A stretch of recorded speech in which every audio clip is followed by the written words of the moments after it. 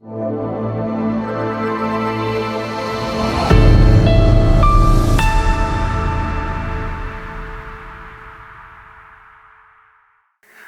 ሳያችሁ በጣም ደስ ይለኛል። ነጠላችሁን አጣፍታችሁ ኮታችሁን ደርባችሁ ካፖርታችሁን ለብሳችሁ እዚህ ተደፍታችሁ ስትጸልዩ ሳይ በጣም ልቤ ደስ ይለዋል። በጌታ ፊት የመሆንን ያህል ክብር የለም። እግዚአብሔር ይመስገን። ትልቁ ቦታ ትልቁ የክብር ቦታ ይሄ ነው። ይሄ መንበርከኪያ እግዚአብሔር ይመስገን። ስለዚህ ደስ ይለኛል። እናንተ ትልቅ ቦታ የምትሉት የት እንደሆነ አላውቅም። ከእግዚአብሔር ዙፋን ስር የበለጠ የከበረ ቦታ የለም። በሰማይና በምድር ያለ አምላክ እሱ ከሚሰየምበት ስር እንበረከካለሁ እንዳለ ሐዋርያው ጳውሎስ፣ አባትነት ሁሉ ከሚሰየምበት ከአብ ፊት እንበረከካለሁ እንዳለ ከዚህም ይበልጥ የክብር ስፍራ የለም። እግዚአብሔር ይመስገን፣ ስሙ ይባረክ። በጣም ደስ ብሎኛል በእውነት ጌታ እየተናገረን እያስተማረን ልባችንን እየመለሰ እያጽናና እየደገፈ እንደሆነ አያለሁኝ። እዚህ ደግሞ እናንተም በትጋት እዚህ ስለምትመጡ ስለምትጸልዩ እግዚአብሔር ይባርካችሁ። ይሄን ማለት ፈልጋለሁኝ። እንዲያው ስለ ጸሎት ሳስብ ግን አንድ ነገር መናገር ፈልጋለሁ። በተለይ ጾምና ጸሎትን በሚመለከት ዛሬ ጠዋት ሳስብ የነበረውን እሱን ልነግራችሁ ፈልጋለሁኝ። ማን ነው እሱ? አንድ ወንድማችን እዝራ የሚባል እዝራን ታውቁታላችሁ። እዝራ እዚህ የመጽሐፈ እዝራ ውስጥ ያለውን ማለቴ ነው። እሱ አንድ ነገር ተናገረ እና በጣም ልቤን ነካኝ። አነብላችኋለሁ። እዝራ ምዕራፍ 8 ላይ ያለ ቃል ነው። ስለ ጸሎት የሚናገር ነው። ስለ ጾም የሚናገር ነው እና ምን እንደቀሰቀሰው በጣም አድርጎ ይናገራል። በአንድ ወገን እየተገረምኩኝ አነበብኩት። እንዲህ ይላል። ቁጥር 21 እስከ 23 ያለው ምዕራፍ 8 መጽሐፈ እዝራ። በአምላካችን ፊት ራሳችንን እናዋርድ ዘንድ ከእርሱም የቀናውን መንገድ ለእኛና ለልጆቻችን ለንብረታችንም ሁሉ እንለምን ዘንድ በዚያ በአህዋ ወንዝ አጠገብ ጾም አወጅሁ። ንጉሡንም የአምላካችን እጅ በሚሹት ሁሉ ላይ ለመልካም ነው፣ ኃይሉና ቁጣው ግን እርሱን በሚተውላ ሁሉ ላይ ነው ብለን ተናግረን ነበርና በመንገድ ካለው ጠላት ያድኑን ዘንድ ጭፍራና ፈረሰኞች ከንጉሡ እለምን ዘንድ አፍሬ ነበርና ስለዚህ ነገር ጾምን፣ ወደ እግዚአብሔርም ለመንን፣ እርሱም ተለመነን ይላል። በጣም ሳነበው ሳቅ ይዞኛል። ለምን ሳቅ ብትሉኝ አፍሬ ነበር የሚለው ቃል ነው ያሳቀኝ። ንጉሡ ጋር ሄዶ እርዳታ ለምኗል። እርዳታው ምንድነው? ቤት ልንሰራ ነው፣ መቅደስ ልንሰራ ነው፣ እንጨት ያስፈልጋል፣ የፈቃድ ወረቀት ያስፈልጋል፣ ማለፊያ። ምክንያቱም በየከተማው ስናልፍ እንዳይከለክሉን ይሄን ፈቃድ ስጠን፣ ብዙ ነገር ፈቅዶለታል። እና ግን ምናልባት መንገድ ላይ ሽፍታ የሚያስቸግራችሁ ከሆነ እንዲያው ወታደሮች ብልክ እስከናንተ ጋር ብሎ ሲጠይቅ አይ አያስፈልገንም ብሏል እዝራ። ካፉ አመለጠ። በቃ አያስፈልገንም፣ ምክንያቱም እግዚአብሔር ለሚፈልጉት ከልብ ለሚሹት መልካም የሚያደርግ አምላክ ነው፣ ጭፍራ ባትሰጠንም እሱ ይጠብቀናል ብሎ ይሄን ተናግሯል። የሚገርም ነገር ይሄን ተናግሯል። ካፌ እንደዚህ ወጣ። ልላክላችሁ ወታደር አጅቧችሁ ይሄድ ሲል አይ አያስፈልግም አምላካችን አለ ብየዋለሁ። አሁን አንድ ነገር ቢሆን የት ልገባ ነው? አንዴ ተናግሬያለሁ። ጾም የጾመው ለዚህ ነው። ጾም ያወጀው ለዚህ ነው። ለንብረታችን፣ ለልጆቻችን፣ ለኛ ለሁላችን መጠጊያና መከታ የሆነ ጌታ አለ ብዬ ደፍሬ ተናግሬያለሁ በስሙ። እንግዲያው የት እገባለሁ ይሄ ካልሆነ? ስለዚህ ማጠናዋለሁ ተንበርክኬ ወደ እሱ እየቀረብኩኝ ፊቱን እየፈለግኩኝ አቤቱ አቤቱ በአንተ ታምነናልና አታሳፍረን። በዙሪያችን ያሉ ሰዎች ሁሉ እንደታመንን አንተ እንደምትሰራ እንዲያዩ አታሳፍረን። እባክህ እባክህ ልጆቻችንን ይዘን ንብረታችንን ይዘን ራሳችንን ይዘን ይኸው በፊት አለን ብሎ ለካ መማጠኛ ነው። ለካ ከፍረት መዳኛ ነው ጾምና ጸሎቱ። ለካ ለእግዚአብሔር ምስክር ማቆሚያ ነው ጾምና ጸሎቱ። እግዚአብሔር ለሚፈልጉት ቅርብ እንደሆነ ማሳያ ማረጋገጫ ነው ጾምና ጸሎቱ። እንዲሁ አይደለም። ልማድ ስላለኝ በአመት መጨረሻ መቼስ ምን ይደረግ ተሰብስበን እንጸልይ እንጂ ሌላ ምን ይሰራል፣ ስራችን ይኸው ነው በሚል አይደለም። በጣም ብዙ ነገር ጥያቄ፣ የሞት የሽረት ጥያቄ ነው። አንድ ነገር ቢደርስብን ይሄ ንጉሥ እኛ የምናመልከውን አምላክ እንዴት አድርጎ ነው የሚገምተው? ትክክል እንዲያውቀው ሰራተኛ አምላክ እንደሆነ፣ ጠባቂ አምላክ እንደሆነ እንዲያውቀው፣ ምስክርም እንዲገኝ ተንበርክከን እንጸልያለን። አንተ ባክን ይኸው ተናግረናል፣ አፋችንን አጽናልን። እግዚአብሔር ይባረክ። እናንተ እንግዲህ እንደዚህ ተወራርዳችሁ ከሆነ ጥሩ ነው። እግዚአብሔር ከኔ ጋር አለ፣ እኔ ልጁ ነኝ፣ ባሪያው ነኝ፣ ይጠብቀኛል፣ ይደግፈኛል ብላችሁ ከሆነ ይሄን ደግሞ ምስክር እግዚአብሔር ያሳይ ብላችሁ ከሆነ ሌላ መንገድ የለንም፣ መንበርከክ ነው። ምንም አማራጭ የለንም። በእውነት እዚህ የመጣ ነው አማራጭ ስላጣን ነው። አንዳንድ ሰዎች እንደዚህ ስናገር ግር ይላቸዋል። ሌላ አማራጭ የለም። ሄደ ገበያ አትነግድም፣ ሄደ ስራህን አትሰራም፣ አትዝናናም፣ እዚያ ማዶ ሄደ። አማራጭ የለንም ወንድሞቼ እናቶቼ። አንድ ሰው ሽማግሌ ሰው ናቸው፣ በኋላ ይመስለኛል የጻፉትን፣ እኔ ቆይቶ ነው ያነበብኩት። ስለ ጸሎት ሲጽፉ ለጸሎት ሁለት ነገር ነው የሚያስፈልገው ይላሉ። አንድ ስዊድናዊ ናቸው። ለጸሎት ሁለት ነገር ነው የሚያስፈልገው ይላሉ። ምንድነው ሁለት ነገር የሚያስፈልገው? አንደኛው ምስኪንነት ነው፣ ሁለተኛው እምነት ነው ይላሉ። እና አልጠበቅኩም እንደዚህ ይላሉ ብዬ። ምስኪንነት ደግሞ ምን ይሰራል ለጸሎት? እምነት ነው እንጂ ስል አረ በደንብ ምስኪንነት ካልተሰማን፣ አማራጭ ካላጣን እውነተኛ ጸሎት አንጸልይ።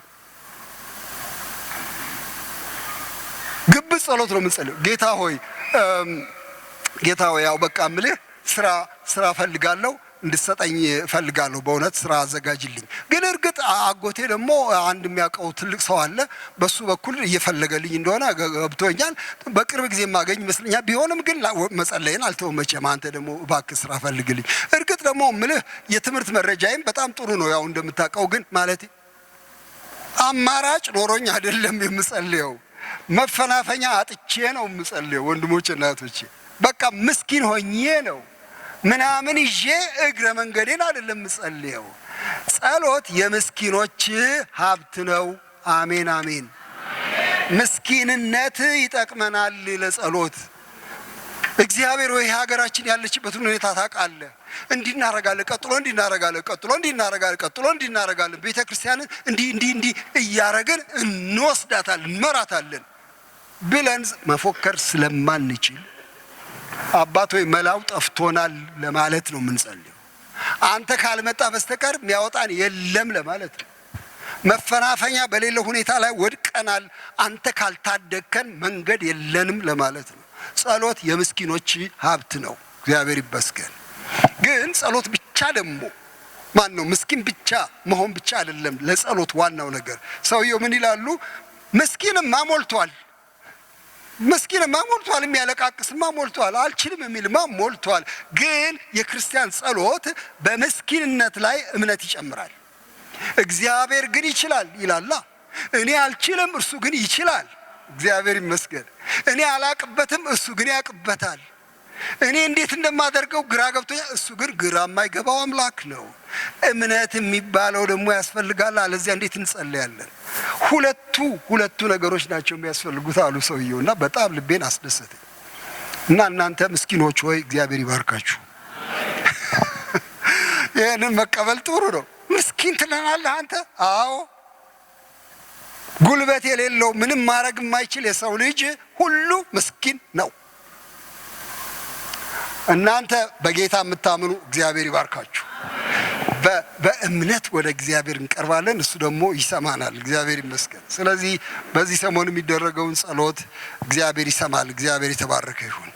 ቅድም ሲጸለይ ደስ አለኝ። እዚህ በጣም በብዙ አቅጣጫ እየተጸለየ ነበር። ግን እዚያ ቁጭ ብዬ ጸሎቱ ላይ አንድ ነገር መጣብኝ። ስለ ወጣቶች ለምን አይጸለይም የሚል ልቤ ውስጥ እሱ ነው በጣም የበቀለው። በኋላ መጋቢ ተመስገንን እኔ ባክን ስለ ወጣቶች እንዲጸልይ በልቤ መጥቷል አልኩት። እንዲህ ከመጣ ታዲያ በለው አለኝ።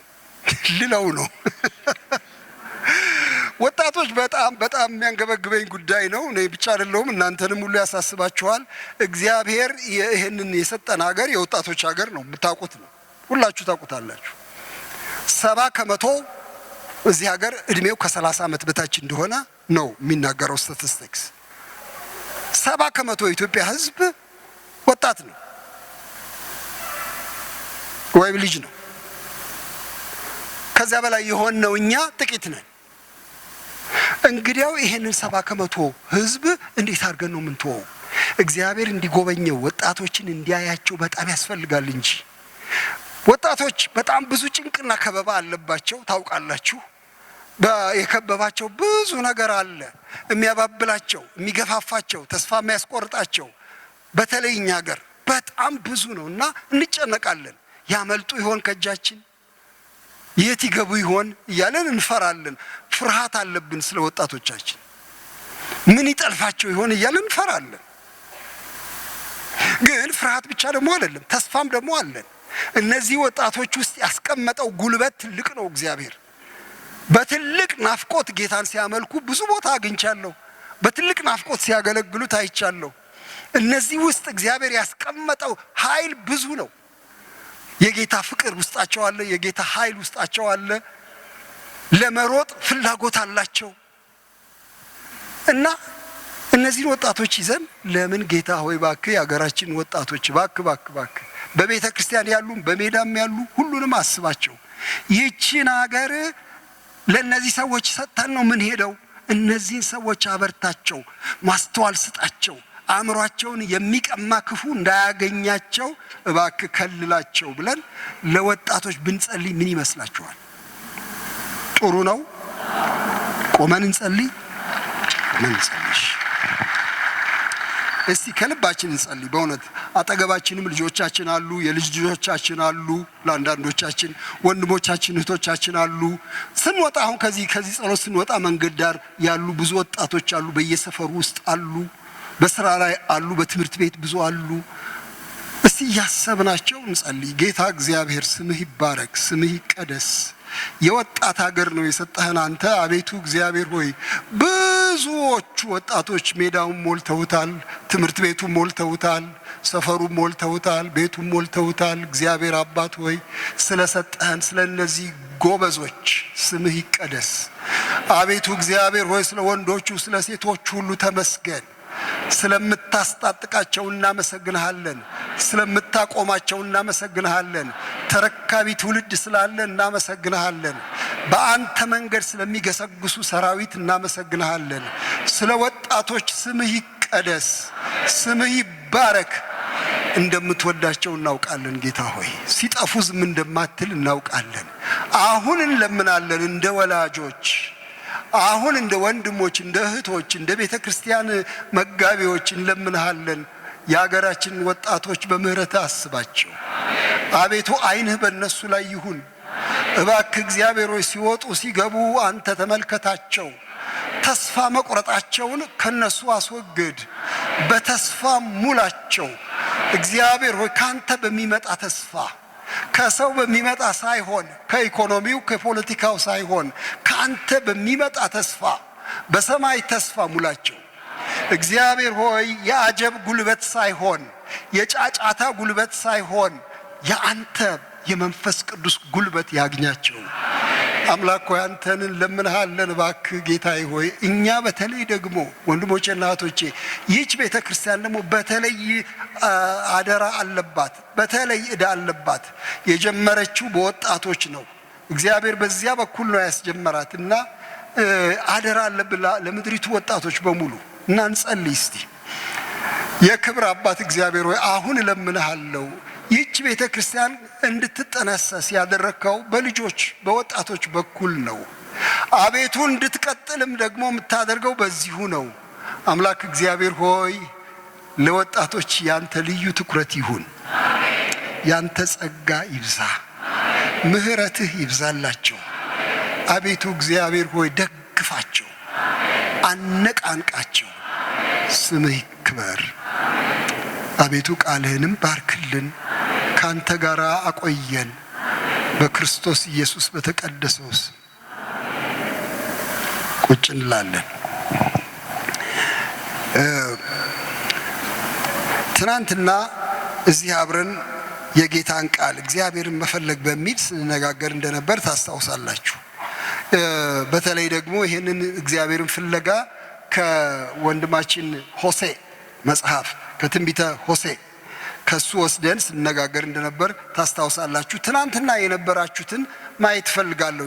እዚሁ ነበርኩ ትናንት የምትሉ እጃችሁን ከፍ አድርጉ። እሺ፣ ብዙ ናችሁ። እግዚአብሔር ይባርካችሁ በጣም። ከዚያ ልንቀጥል ነው ዛሬ። ትናንት አንድ ዋና ነገር ነው የተናገርነው፣ እሱን ማንሳት ፈልጋለሁ። ያው ምንድነው? እግዚአብሔር ቤተ ክርስቲያንን ይወዳታል አለን። እግዚአብሔር ሕዝቡን ይወዳቸዋል አለን። በብዙ ምክንያት የማይወዳቸው የሚመስል አንዳንድ አጋጣሚዎች አሉ። ሲቆጣ፣ ሲገስጽ፣ ሲገርፍ፣ ሲቀጣ ስናይ አረ እግዚአብሔር ተቆጥቷል፣ አረ የት እንገባለን፣ አረ እንጃ እንደ ድሮ አይደለም እግዚአብሔር ከሕዝቡ ጋር አሁን የሚል ፍርሃት ውስጥ ሁሉ ይመጣብናል። ግን ትናንትና ደጋግመን እንደተናገርነው እግዚአብሔር ሕዝቡን ይወዳል። እግዚአብሔር ይመስገን። እግዚአብሔር ሕዝቡን አይጥላቸው። ግን ሕዝቡ ግን ሁልጊዜ ይወደዋል ወይ እግዚአብሔርን ስንል አይ አይደለም፣ ሁልጊዜ አይወደውም ሕዝቡ። እንዲያውም ከእግዚአብሔር ይልቅ ሌሎች ነገሮች ወዶ ሕዝቡ ይፋንናል። አንዳንዴ እግዚአብሔርን ከመውደድ ይልቅ ምትክ አማልክት ይከተላል። የእስራኤል ሕዝብ እንደሱ ነበረ። እኔ ባላችሁ ነኝ ይላቸዋል። ለምሳሌ እግዚአብሔር ለእስራኤል እኔ ባልሽ ነኝ፣ እኔ ባላችሁ ነኝ፣ እኔ አባታችሁ ነኝ፣ እኔ እረኛችሁ ነኝ፣ ሳታውቁኝ ያወቅኳችሁ፣ ከምድረ በዳ ያነሳኋችሁ ነኝ እኔ። ግን አሁን ከቀን በኋላ የመጡ አዳዲስ አማልክት ተከትላችሁ ትሮጣላችሁ፣ እኔን ተካችሁኝ። በጣም ይህ እኮ ጆሮ ጭው የሚያደርግ ንግግር ነው ይላቸዋል። አሁን ኤርምያስ ላይ ሲናገር እንዴ ሕዝቤ ሁለት ክፉ ነገር አድርጎብኛል ብሎ ይናገራል ጌታ እየከሰሰ ሕዝቡን። ምድር ሆይ ስሚ፣ ሕዝቤ ሁለት ክፉ ነገሮች አደረገብኝ። አንደኛ እኔን የሕያው ውሃ ምንጭ ሆንኩትን ተውኝ፣ የሁሉ በጎ ምንጭ ሆንኩትን እኔን ተውኝ። ሁለተኛ ውሃ መቋጠር ማይችሉ ቀዳዳ ጉድጓዶች ለራሳቸው ቆፈሩ። ሁለት ክፉ ነገር አደረጉብኝ ብሎ እግዚአብሔር ይማረራል። ስለዚህ ሕዝቡ ሁልጊዜ እግዚአብሔርን እየወደደው አልኖረም፣ እያከበረው አልኖረም። እግዚአብሔር የሰለቸው ሕዝብ ሆነ አንዴ። ስለዚህ አዳዲስ አማልክት ፈለገ። ለምን አትሰራልንም ብለው አሮንን ጠየቁት። ለምን ነው ማትሰራልን? ይሄ ሙሴ አንድ አምላክ አለ እያለ ብዙ ጊዜ ያወራልን፣ ግን እሱን የት እንዳለ አናቅም። አሁን ጠፍቷል። ይኸው ስንት ቀን። ስራልን፣ በአይናችን ፊት የሚታዩ የሚዳሰሱ አማልክት ስራልን። ትንቢተ ሆሴዕ ላይ እሱን ያየ ነው። ውሽሞቿን ተከትላ ግልብልቢት የምትሮጥ እስራኤልን ይኸው። ይሄ ትንቢተ ሆሴዕ። የምለብሰውን ጥጥ የሰጡኝ ውሽሞቼ ናቸው፣ እምበላውን ስንዴ የሰጡኝ እነሱ ናቸው፣ እምቀባውን ዘይት የሰጡኝ እነሱ ናቸው ብላ ከውሽሞቿ በኋላ ሮጠች፣ ተከተለቻቸው። እኔ እንደሰጠኋት አላሰበችም፣ ከዳችኝ። እግዚአብሔር ነው የሚናገር። ሕዝቡ ሁልጊዜ እግዚአብሔርን አልወደደም። እግዚአብሔር ግን ሁልጊዜ ሕዝቡን ይወድ ነበረ። እግዚአብሔር ተባረከ ይሁን። በኋላ ምን ይለዋል ይሄን ሆሴዕን? ሂድና በጣም እንደምወዳቸው ንገራቸው። ግን ይገባቸዋል ለመሆኑ እኔ እንደምወዳቸው እንዲያውቁ ሂድና አንተ ይኸውልህ ሴትኛ ዳሪ ከመንገድ ዳር ለሞታይቱን ሴት አግባ፣ ገንዘብ ከፍለህ አስገባት እና እንዲበላት፣ ከዚህ በኋላ ወደ ሌላ አትሂጂ፣ እኔ ለአንቺ እሆንልሻለሁ፣ እኔም ወደ ሌላ አልሄድም፣ አንቺም እባክሽ ከኔ አትውጪ ብለህ ከሷ ጋር ቃል ግባ። ይሄን ያህል እንደምወዳቸው ለማሳየት የኮበለሉትን እስራኤልን በዚህ ምሳሌነት እባክህ ጥራቸው ወደ እኔ ብሎ እግዚአብሔር ምሳሌ ይሰጣል። እስራኤል እየኮበለለች እግዚአብሔር ይፈልጋል። ምን አይነት ፍቅር ነው አልን ትናንትና። አሳዳጅ ፍቅር፣ የማይለቅ ፍቅር። አንቺ ትሮጫለች፣ መንገድሽን ዘጋብሻለሁ በእሾህ በድንጋይ፣ አታገኛቸውም ውሽሞችሽን፣ የምትፈልጊውን ጉጉት አታገኙም፣ እኔ ዘጋብሻለሁኝ፣ ጥላቻ አይደለም፣ ፍቅር ነው። የኔ እንድትሆኚ የማይገባሽ ከሆነ ደግሞ አባብልሻለሁ፣ ወደ ምድረ በዳ ወስድሻለሁ፣ ቀስ ብዬ ለልብሽ እናገራለሁ። ከዚያ ድንገት ትነቂና እንዴ ባሌ፣ የድሮ ባሌ ትይኛለሽ። የበዓሊምን ስም ከአፍሽ አስወግዳለሁ ብሎ እግዚአብሔር ተናገረ። እግዚአብሔር የፍቅር አምላክ ስሙ ይባረክ። ህዝቡን ይወዳል። እየወደቅንም እየተነሳንም ይወደናል። እግዚአብሔር ይባረክ። ግን ዛሬ ምን ልቀጥል ፈልጌያለሁ? ባጭሩ ይሄን እግዚአብሔርን እንድንፈልገው እንድንሻው ፈልጓል። እሱ ፈልጉኝ ብሏል ጌታ። ፈልጉኝ ካለ እንግዲያው ምንድነው እግዚአብሔርን መፈለግ የሚለውን ጥያቄ ትንሽ አብረን እንድናየው ፈልጋ። በምን መንገድ እንፈልገው? እሱን ትንሽ አብረን እንድናይ ነው በጣም ልቤ ውስጥ ያለ። እንዴት ነው የሚፈለገው? ልጄ ምን አለች? ልሄድ ነው ቤተ ክርስቲያን እና ልናገር ነው አልኳት። ምንድነው የምትናገረው? እግዚአብሔርን እንዲፈልጉ ልነግር ነው አልኳት። እግዚአብሔርን መፈለግ? አዎ። እሺ ስማ፣ የተለመደው እግዚአብሔርን መፈለግ መጸለይ ነው። ጥሩ ነገር ነው አለች። መጸለይ ጥሩ ነው፣ መጾም ነው፣ ጥሩ ነገር ነው። እግዚአብሔርን መፈለግ ግን እሱ ብቻ እንዳይደለ ግን መታወቅ አለበት አለች። ታዲያ ምንድነው? ተግባራዊ ነው እግዚአብሔርን መፈለግ። በተግባር ይገለጣል። አዎ ይገለጣል። እሺ 4 ተግባሮች ወይም 3 ላንሳላችሁ። በምን መንገድ ነው ይሄ እግዚአብሔር የሚፈለገው? ጸሎቱ እንዳለ ሆኖ፣ ጾሙ እንዳለ ሆኖ፣ ግን እንዴት ነው የምንፈልገው? አንደኛ በእውነት ወደ እርሱ በመመለስ ነው። በእውነት በመመለስ መመለስ የሚባል ነገር አለ። የጠፋ ሰው ሌላ ምርጫ የለውም፣ መመለስ ነው።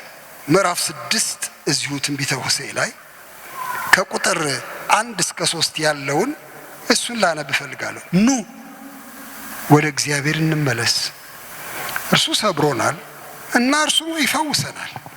እሱ መጥቶናል፣ እሱ ይጠግነናል። ከ2 ቀን በኋላ ያድነናል፣ በ3ኛውም ቀን ያስነሳናል። በፊቱም በሕይወት እንኖራለን። እንወቅ እናውቀውም ዘንድ እግዚአብሔርን እንከተል። እንደ ወገግታ ተዘጋጅቶ እናገኘዋል። እንደ ዝናብ ምድርንም እንደሚያጠጣ እንደ መጨረሻ ዝናብ ይመጣል። እግዚአብሔር የተባረከ ይሁን። ይሄንን የሚሉ ሰዎች አንዳንድ የነገረ መለኮት ተማሪዎች እንደሚናገሩት ይሄ ነገር እያሾፉ ሳይሆን አይቀርም፣ እንዲያው በቀልድ ሳይሆን አይቀርም ኑ እንመለስ እያሉ የሚሉት ይላሉ። ግን ምናልባት ቀልዳቸውንም ይሁን እውነታቸውን ተገቢ ንግግር ነው። ይሄ በጣም ተገቢ ንግግር ነው። ኑ ወደ እግዚአብሔር እንመለስ። ሌላ ወዴት እንሄዳለን? ተሰብረናል፣ ይጠግነናል። ባዝነናል፣ ይመልሰናል እግዚአብሔር። እና እኛ ከፈለግነው እንደ ወገግታ እንደ ጠዋት ብርሃን ፈክቶ ይመጣል እግዚአብሔር ገስግሶ ምሕረት ለማድረግ። እንግዲያው የመመለስ እርምጃ እግዚአብሔርን የመፈለግ ነው። የመፈለግ እርምጃ ነው ወንድሞቼ። መጸለይ ጥሩ ሆኖ እያለ ግን መመለስ የሌለበት ጸሎት ግን ዋጋ የለውም። ከክፋትህ ተመለስ እያለ እግዚአብሔር ጌታ ወይ ምን አይነት ክፋት ነው ልቤ ውስጥ ያለው፣ ባክ እግዚአብሔር ወይ ይህን ክፋት አትመልከት፣ በእውነት አትመልከት እያልኩኝ ክፋቴ ውስጥ ብቀጥል ቀልድ ነው። መመለስ ይሻል። መመለስ ምንድነው ያላችሁኝ እንደሆነ እግዚአብሔር አስቀድሞ ወደ አስቀመጠን ቦታ መምጣት ማለት ነው። ይኸውላችሁ ለኤፌሶን ቤተክርስቲያን በዮሐንስ ራእይ ምዕራፍ 2 ላይ ወቀሳ ያቀርብና ጌታ የቀደመውን ፍቅርን ትተሃልና ምነቅፍብህ ነገር አለኝ ይለውና እሺ ታዲያ ምን ላድርግ ለሚለው ጥያቄ መልስ ሲሰጥ ንስሐ ግባ፣ የቀደመውንም ስራህን አድርግ ነው የሚለው። ዙርና ያንኑ ስራ የተውከውን ያንን የፍቅር መንገድ እንደገና ቀጥለው። መመለስ እርምጃ ይፈልጋል። ንስሐ ማለት የእርምጃ መንገድ ማለት ነው። ንስሐ ማለት ማልቀስ ማለት አይደለም።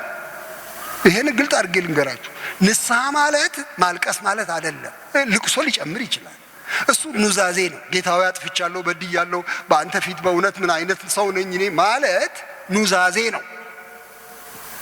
ንስሐ ግን ኑዛዜ ብቻ አይደለም፣ እርምጃ ነው። በቃ ትቼዋለሁ ጌታ ሆይ ይሄን ክፉ ነገር ትቼዋለሁ፣ ከዛሬ ጀምሮ በአንተ እርዳታ መንገዴን እቀይራለሁ፣ እንደዚህ አደርጋለሁ። አልወድ ከሆነ ሰዎችን እጠላ ከሆነ አሁን መውደድ እጀምራለሁ ጌታ ሆይ። እሰርቅ ከሆነ ስርቆቴን ትቼ ለጋስ ሆናለሁ፣ እሰጣለሁ ጌታ ሆይ። ሐሜት ይዞኝ ያንጨረጭረኝ ከሆነ ከዛሬ ጀምሮ እባርካለሁ ሰዎችን። አላማም እርምጃ ነው። መመለስ እግዚአብሔርን የመፈለግ ሂደት ነው።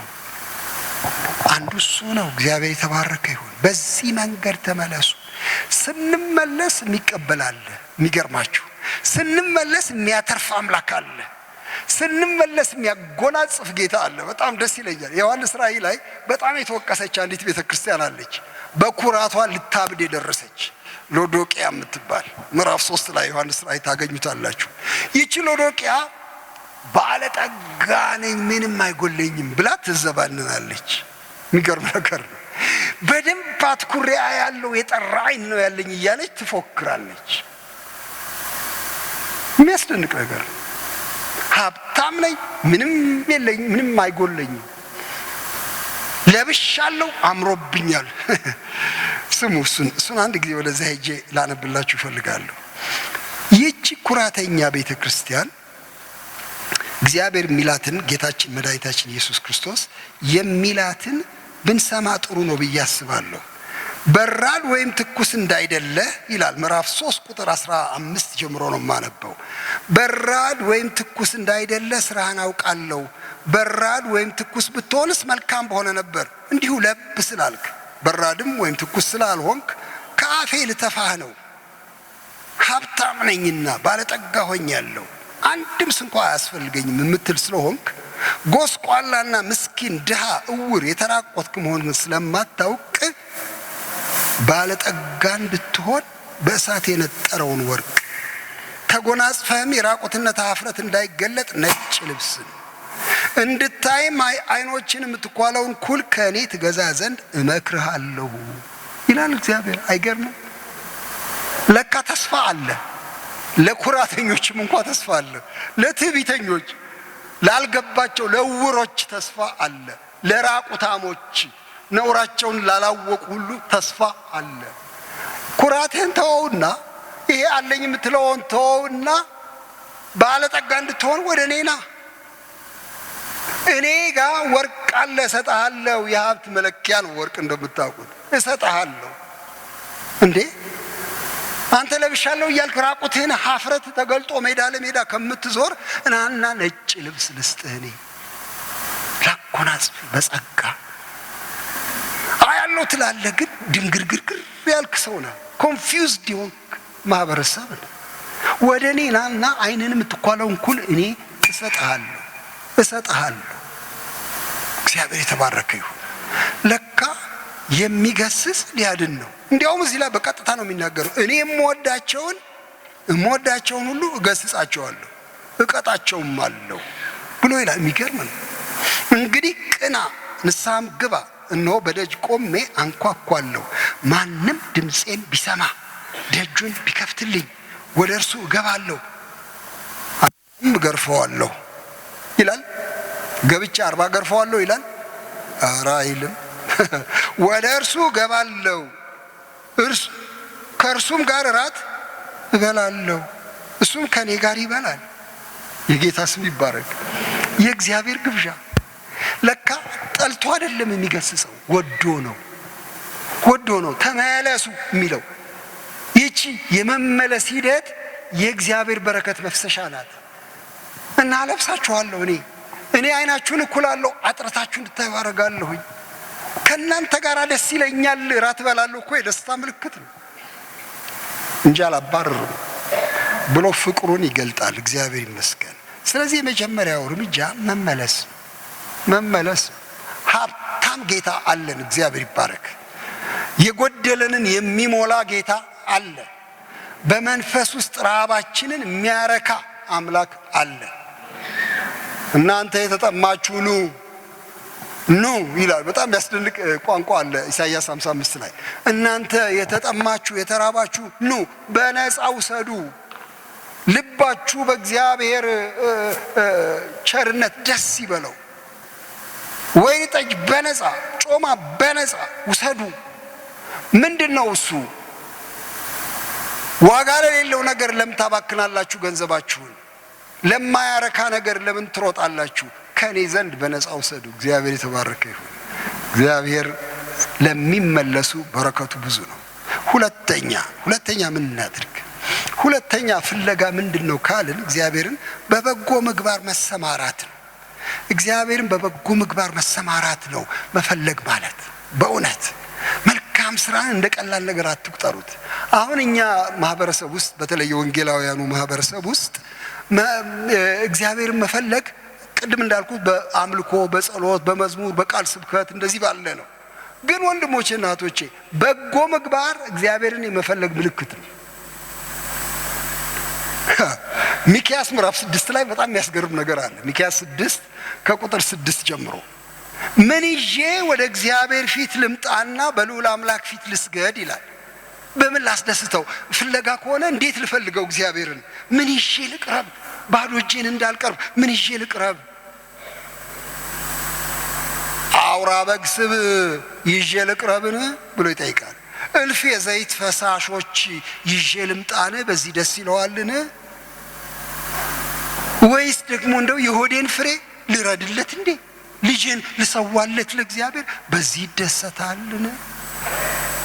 በምንድን ነው የሚደሰተው እግዚአብሔር ይልና ይጠይቅና መልሱ ግልጽ ነው። ሰው ሆይ መልካሙን ነግሮሃል።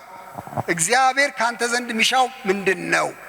ፍርድን ታደርግ ዘንድ፣ ምሕረትን ትወድ ዘንድ፣ ከአምላክ ጋር በትህትና ትሄድ ዘንድ አይደለምን? ሌላ ምን ይፈልጋል? ይሄ እኮ ተግባር ነው፣ ተግባራዊ እርምጃ ነው። ፍርድን ታደርግ ዘንድ ማለት ሐቀኛ ትሆን ዘንድ ማለት ነው። በቃ እኮ እንደዚህ ማለት ሐቀኛ ትሆን ዘንድ፣ እንዳትቀላምድ ከሰው ጋር ባለ ግንኙነት፣ በንግድ ግንኙነት፣ በስራ ግንኙነት፣ በቤተሰብ ግንኙነት፣ በጎረቤት ግንኙነት ትክክለኛ ሰው ትሆን ዘንድ አይደለምን? ለእውነት ትቆም ዘንድ አይደለምን ማለት እኮ ነው። ፍርድን ታደርግ ዘንድ ሚዛናዊነትን ትጠብቅ ዘንድ አይደለምን? ምሕረትን ታደርግ ዘንድ የሚለው ምን ማለት ነው? በጎ ነገር ትሰራ ዘንድ ማለት እኮ ነው። ምሕረት እኮ የኃጢአት ይቅርታ ብቻ እንደሆነ እንዳታስቡ። ለሰው በጎ ማድረግ ምሕረት ማድረግ ነው። ጌታችን ኢየሱስ ክርስቶስ በመንገድ ዳር ወንበዴዎች ደብድበውት የወደቀውን ሰውዬ ታሪክ እናንተ ታስታውሳላችሁ። እና ያንን ፈሪሳዊ ይጠይቀዋል። ሌዋዊው አይቶት ገለል ብሎ አለፈ። ተደብድቦ ሰውዬው በሞት በሕይወት መካከል ወድቋል። ካህን መጣና ገለል ብሎ አለፈ። ምክንያቱም ምናልባት የቅዳሴ ሰዓት ደርሶበታል። ምን ያርግ? ሰውዬው ወድቆ ያቃስታል። ግን እንዴ አገልግሎቴ እንዴ ቸርች ሰዓት ደርሶብኛል፣ እዚህ ቆሜ እንዴት ጊዜ አጠፋለሁ? እየሮጡ ሄዱ። ሁሉም ተውት። አንድ ሳምራዊ መጣና ሲያየው አዘነለት። ጠጋ ብሎ አነሳው፣ ቁስሉን አከመለት፣ ዘይት አፈሰሰ። ከዚያ ተሸክሞ አህያው ላይ አወጣ። ከዚያ ወስዶ ወደ እንግዶች ማደሪያ ወሰደው። ከፈለለት ገንዘብ። ተጨማሪ ካስፈለገ ከፍላለሁ አለ። እና ምን ይላል ጌታ ኢየሱስ ክርስቶስ? ለዚህ ለወደቀ ሰው ባልንጀራ የሆነው የትኛው ነው ብሎ ይጠይቀዋል። ሁላችሁ የምታውቁት ነው። ሲመልስ ፈሪሳዊ ምን ይላል? ምሕረት ያደረገለቱ ይላል። ምሕረት ማድረግ ለካ በጎ ማድረግ ነው። ለካ የወደቀ ማንሳት ነው። ለካ የራበው ማብላት ነው። ለካ የታረዘ ማልበስ ነው። ለካ ለሚያለቅስ ሕፃን መሳሳት ነው። ማንንም ያቅፈኝ የለም ለሚል አንድ ንፍጣም ሕፃን ሄዶ ጥምጥም አድርጎ ማቀፍ ነው። ለካ በጎ ማድረግ ስልክ ደውሎ ለመሆኑ እንዴት ናችሁ፣ ቤት ደህና ነው ብሎ መጠየቅ ነው። ለካ የሰዎችን ችግር መካፈል ነው። እግዚአብሔርን መፈለግ በበጎ ስራ ጭምር ነው። ይኸው አንዱ እሱ ነው። እዚህ ላይ ይናገራል በጎ ምግባር። ይሄውላችሁ በተለይ ምዕራፍ ስንት ላይ ነው?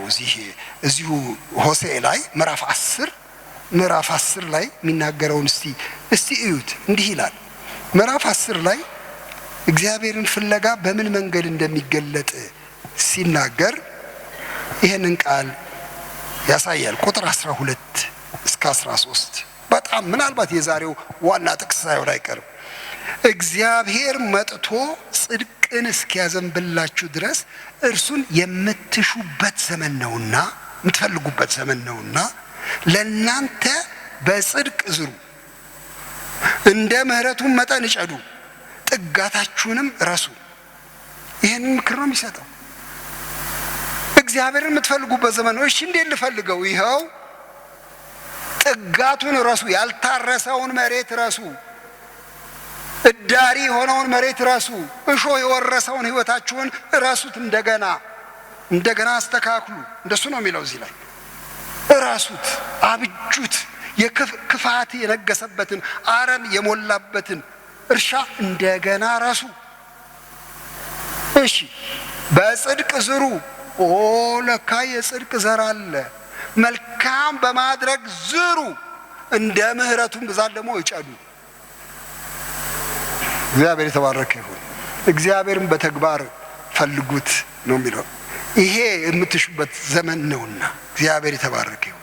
እግዚአብሔር በዚህ አይነት እንድንሻው ይፈልጋል። እሺ ሶስተኛ እግዚአብሔርን እንፈልጋለን እንሻለን ስንል ደግሞ በምን መንገድ? እግዚአብሔርን በመታመን መንገድ። እግዚአብሔር ይመስገን። ቅድም ስለ እምነት ስንነጋገር ነበረ። በእግዚአብሔር መታመን እሱን የመፈለግ መንገድ ነው። እንዲሁ ለይስሙላ አይደለም የምንበረከከው። አንተን እፈልጋለሁ፣ በጣም እፈልጋለሁ ጌታ እፈልጋለሁ። ምን አምነነው ነው ስንናገር የሚሰማ፣ ስንለምን የሚያዳምጥ የሚመልስ አምላክ እንደሆነ፣ የነገርነውን የማይረሳ እንደሆነ፣ የሚራራልን እንደሆነ አምነን ነው። ምዕራፍ 12 ላይ እዚሁ ትንቢተ ሆሴዕ ቁጥር 6 ላይ ምን ይላል? አዎ እንዲህ ይላል፣ የሰራዊት አምላክ እግዚአብሔር ነው፣ የመታሰቢያው ስም እግዚአብሔር ነው። ስለዚህ ወደ አምላክህ ተመለስ፣ ምሕረትንና ፍርድን ጠብቅ፣ ዘወትርም በአምላክህ ታመን ይላል። ታመን ለካ በጎ ስራ መስራት፣ ወደ እርሱ መጸለይ ትልቅ ነገር ሆኖ እምነት ደግሞ ያሻል። ታመን በአምላክህ። በሰማይ ያለ አምላክ፣ የሚሰማ አምላክ፣ የሚረዳ አምላክ አለ። በሱ ታመን። ፈለግኩት ስትል ይሄ ነው። ይሄው በዚህ መንገድ ፈልገው እግዚአብሔርን። ፍርድን ጠብቅ፣ ዘወትርም በአምላክህ ታመን።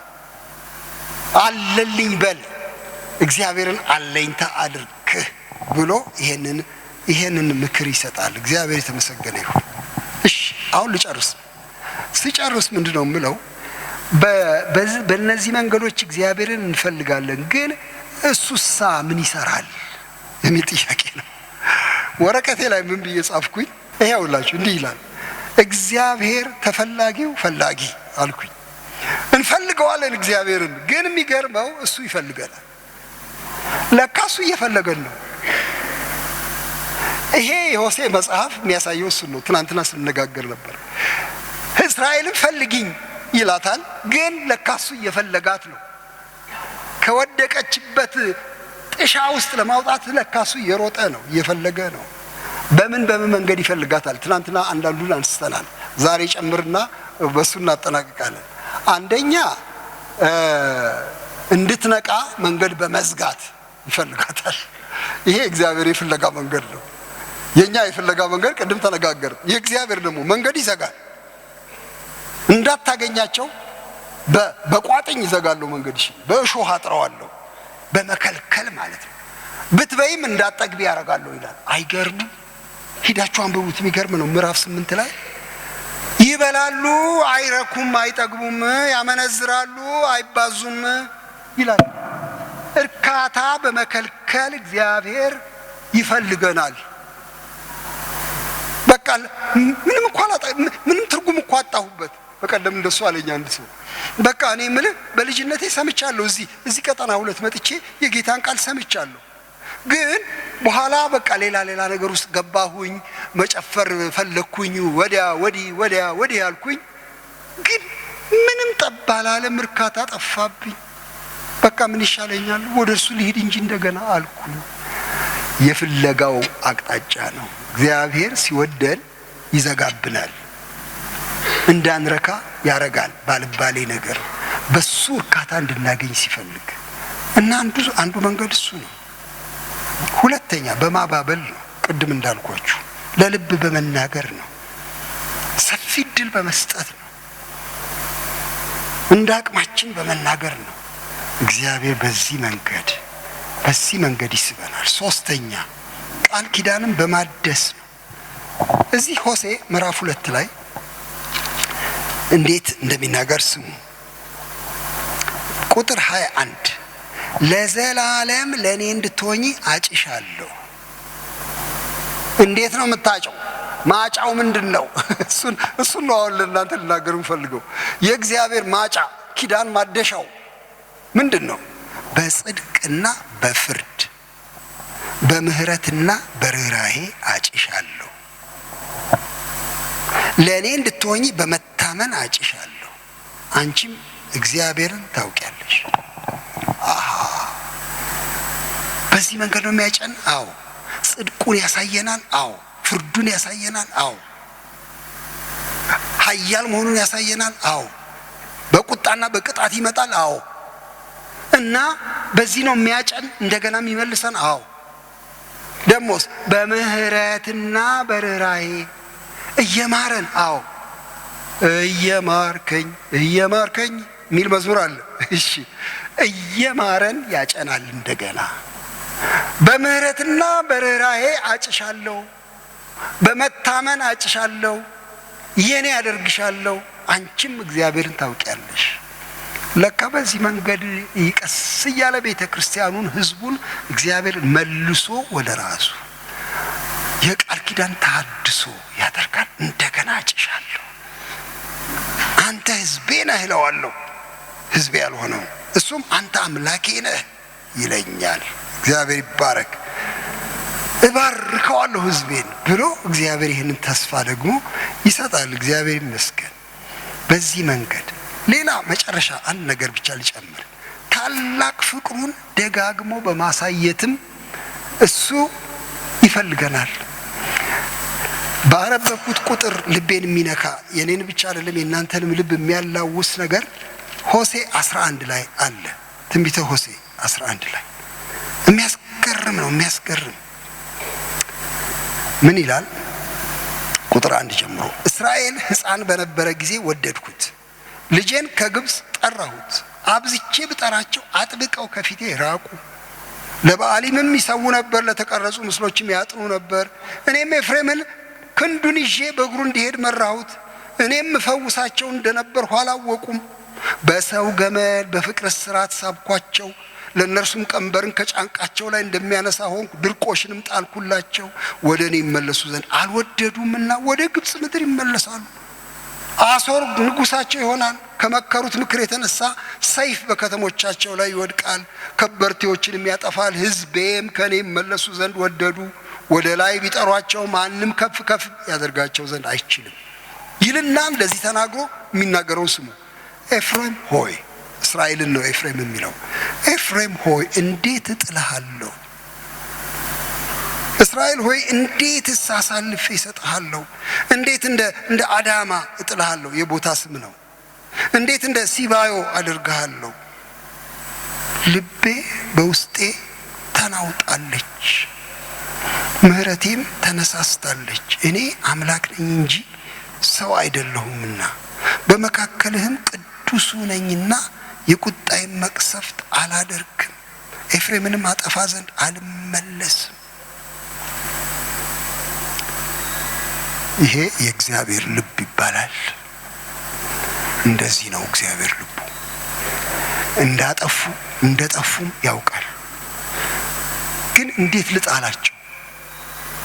እንዴት አድርጌ ሌሎችን ጥያለሁ? አዳማ የሚባል አገር፣ ሲባዮ የሚባል አገር ጥያለሁ። እንደነሱ ልጣልህ እንዴ? እኔ አንጀቴ አይችልም። እኔ ሰው አይደለሁም፣ በበቀል ምደሰት አይደለሁም። እኔ አምላክ ነኝ፣ ራራለሁ። እኔ ልጅ ሆኜ እናንተም በልጅነታችሁ ጨዋታ እንወድ ነበር በጣም። አንዱም ወደ ጨዋታ ኳስ ጨዋታ ነበር፣ የእግር ኳስ ጨዋታ። እዚህ አንድ ሰው አለ አሁን በአይኔ ምቃኘው ከኔ ጋር ኳስ ጫወት የነበረ እዚህ ውስጥ ያለ ይመስለኛል። አዎ። እና በጣም ስንራገጥ ብለን ነው የምንገባው፣ በጣም ኳስ ጨዋታ። አንዳንድ ቀን ደግሞ ሸርተቴ የሚባል ጨዋታ አለ። ሸርተቴው ምንድነው? ትንሽ ጉብ ያለ ተራራማ ኮረብታማ ቦታ ላይ እንወጣና ትንሽ ጉብ ያለች እዚያ ላይ በክረምት ላይ ምንድነው የሚደረገው? ልጆች ቢያረጉት ላይ ይሆኑና ጭቃ ስለሆነ በጭቃው ላይ ሸርተተ መሬት ላይ ዘፍ ልብሴ ጭቃ በጭቃ ነው የሚሆነው። እንደገና ደግሞ ሮጬ ወጣና ላይ ደግሞ ወጥቼ እንደገና አሁንም በሚያዳልጠው ጭቃ ላይ ሹ እንዴት ደስ ይላል እንደ ልጆች ስትጫወቱ። ስለ ልብሱ ግድ የላችሁ። እና አንድ ቀን እግዚአብሔር ይሄን ሸርተቴ የሚያጫውተኝ መሰለኝ። እኔ በልቤ ላመልጠው ከሱ ስፈልግ ውሃ እየደፋ የፍቅር ጭቃውን እየደፋ እግሩ ስር መልሶ ደፍ ይታመልጣለሁ። የእግዚአብሔር ፍቅር በኋላ የፍቅር ድጥ አልኩት። በኋላ መልሼ እግዚአብሔር የፍቅር ድጥ እየሰራ ህዝቡን ይጠብቃል፣ ወደ እርሱ ያመጣናል። በግለሰብ ደረጃም በማህበር ደረጃም እግዚአብሔር የህዝቡ እረኛ፣ የህዝቡ አፍቃሪ ነው። መመለስ ነው የሚሻለው ወደሱ። ሌላ መንገድ የለንም ወንድሞቼ። ስለዚህ አምላክ ክብር ይሁን፣ ምስጋና ይሁን። ስለሚወደን አምላክ ክብር ይሁን። እንዲያው ቆመን ብናከብረው ይሻል ይሆን? ጌታ ሆይ አስገራሚ ፍቅር አለ፣ ምን እልሃለሁ፣ በጣም ነው ማመሰግንህ እንድንለው ፈልጋለሁ። በልባችሁ እንደመጣ ምን አይነት ፍቅር ነው! ልኮበልል ስለ አንተ ራስህ መልሰህ ወደ ራስህ የምታስጠጋበት አስገራሚ ፍቅር